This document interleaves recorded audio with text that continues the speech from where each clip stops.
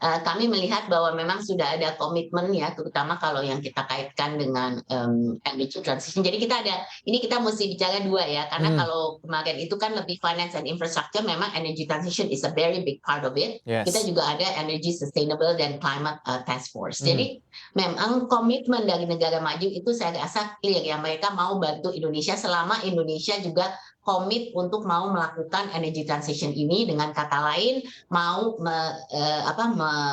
retire coal-nya, kemudian mau akselerasi untuk renewable energinya. Itu jelas kalau dikatakan interest dan komit itu ada. Tapi sekali lagi saya mau mengatakan realisasinya ini kan tidak semudah itu ya, karena Betul. hitung-hitungannya kan mesti have to work gitu loh. Jadi saya kembali lagi, kalau untuk pencapaian net zero, Indonesia itu kan sudah komit sebelum 2060 udah mau mencapai net zero, dan di COP26 itu udah dinyatakan. Kemudian Presiden juga mengatakan, untuk mencapai ini we need your support, negara-negara maju untuk financing. Jadi udah clear permintaannya, dan itu langsung ditanggapi oleh negara maju, yes we will support you gitu kan.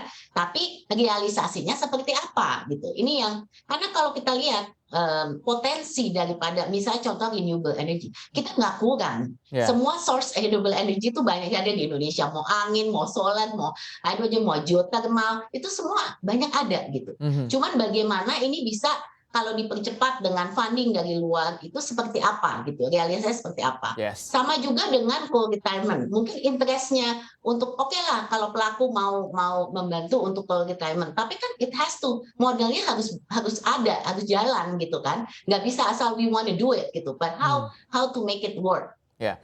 Ya, ini sebenarnya yang cukup menarik juga, Bu, karena memang untuk cost untuk mengembangkan renewable energy ini cukup lebih besar ketimbang dengan energi fosil begitu kalau kita mengcompare-nya, Bu. Tapi di satu sisi juga kita memiliki private sector di dalam negeri, pengusaha-pengusaha yang cukup besar juga untuk bisa mengembangkan ini. Nah, bagaimana sebenarnya pemerintah mengkoordinasikan atau berkomunikasi dengan private sector partnership di dalam negeri kita? Iya. Jadi pertama saya harus apresiasi bahwa di saat ini memang pemerintah, kita banyak melakukan. Jadi pemerintah mengajak pelaku usaha untuk berbicara lah, berkomunikasi untuk, karena pemerintah kan menyiapkan nih energy transition mechanism-nya seperti apa.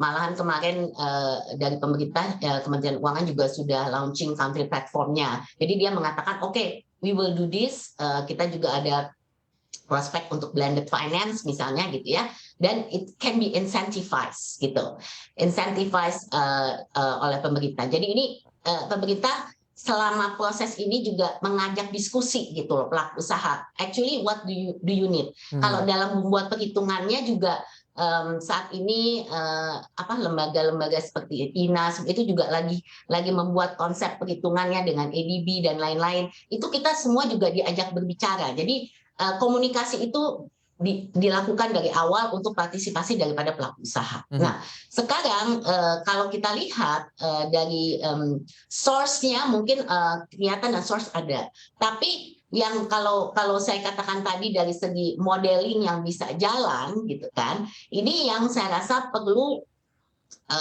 kita lebih detail ya untuk bagaimana kalau kita ngomong pelaku usaha nih berpartisipasi untuk mau memasukkan renewable energinya gitu kan. Misalnya kita mau proyek ini supaya bisa jalan gitu kan. Apa saja permasalahan dan tantangan juga yang dihadapi daripada pelaku usaha di dalam negeri untuk supaya ini bisa dipercepat Mhm. gitu. Nah, tantangan ini sebenarnya juga kalau kita lihat di dalam kami kemarin juga mereview ya, contohnya misalnya untuk geothermal di Indonesia yang sudah melakukan PPA itu banyak gitu kan, tapi kenapa realisasinya masih minim ya, belum seoptimum yang kita harapkan gitu, apa permasalahan yang dihadapi gitu kan. Nah, ini juga saya rasa perlu dukungan pemerintah, seperti isu yang hubungannya dengan regulasi, hubungannya dengan